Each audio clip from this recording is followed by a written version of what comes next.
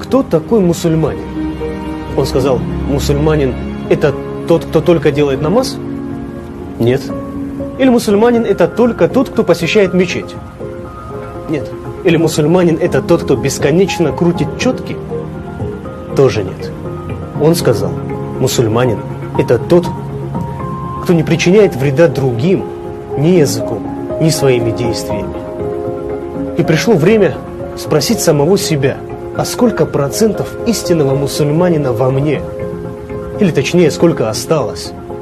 И на вопрос «ты мусульманин?» смогу ли я твердо даже для себя ответить утвердительно «да, я мусульманин». Но не только потому, что родился в мусульманской семье и так дальше повелось. Не только потому, что я делаю намаз или соблюдаю обязательный пост. И не только потому, что я хожу в тюбетейке. Знаю ли я, кто такой в действительности мусульманин?